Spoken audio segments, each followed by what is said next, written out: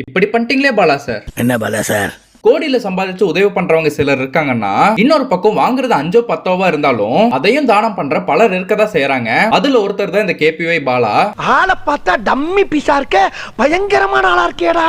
இந்த ஹெல்ப் எல்லாம் இவர் இப்போலாம் இல்ல, அவரோட ஆரம்ப காலகட்டத்தில இருந்தே பண்ணிட்டு தான் இருக்காரு. ஆனா அவ்வளவு நாள் கண்டுக்காம ஒரே ஒரு படம் நடிச்சதும் உடனே புடிச்சு ஸ்கேம்னு வன்மத்தை கக்கி வீடியோ போட்டுட்டு இருக்காங்க. இல்லனே, எனக்கு வேலை வெட்டி இல்ல, இப்ப இந்த வியாபாரம் தான் ஓடிக்கிட்டு இருக்கு. வியாபாரமா? இன்ஃபேக்ட் பாலா இப்ப அவர் நடிச்ச காந்தி கண்ணாடி படத்துக்கு சம்பளம் கூட வாங்கலையாமா.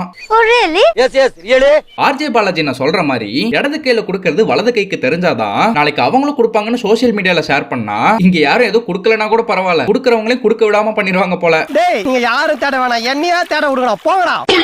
இந்த மாதிரி உதவி பண்றவங்களுக்கு இப்படி ஒரு பேரு கேட்டது முதல் தடவை இல்ல. லாரன்ஸ் மாஸ்டருக்கே ஒரு காலத்துல அவரோட சேரிட்டிக்கு வர ஃபண்டை மிஸ்யூஸ் பண்றாருன்னு குற்றச்சாட்டு வச்சாங்க.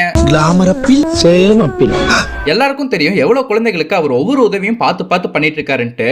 பையன் கையில வரும்போது 10வது படிக்கிறாரு. இப்போ இந்த வருஷத்து ஃபீஸ் கூட நம்ம தான் கட்டியிருக்கோம். எவ்வளவு நல்ல சாமியார், இவரை போய் இப்படி அசிங்கப்படுத்திட்டா. ஆனா இப்படி ஒரு குற்றச்சாட்டு வந்ததுக்கு அப்புறம் அவர் வாயாலே அவரோட ஃபேன்ஸ் யாரையும் ஃபண்டுக்கு காசு அனுப்ப வேண்டாம்னு சொல்ல வச்சுட்டாங்க. கொஞ்ச நாளைக்கு முன்னாடி அவர் ட்வீட் போட்டேன், என்னன்னா என்னுடைய ட்ரஸ்ட்டுக்கு யாரும் பணம் அனுப்பாதீங்க, என்னுடைய குழந்தைங்களை நானே பார்த்துக்கிறேன். தம்பி, இப்ப சந்தோஷம் தானே? ஆனா 1000 தான் சொல்லுங்க, தலைவர் சொன்னது சரியா போச்சுப்பா. கொலைக்காத நாயும் இல்ல, குறை சொல்லாத வாயும் இல்ல, ஆக மொத்தத்துல இந்த ரெண்டும் இல்லாத ஊரும் இல்ல.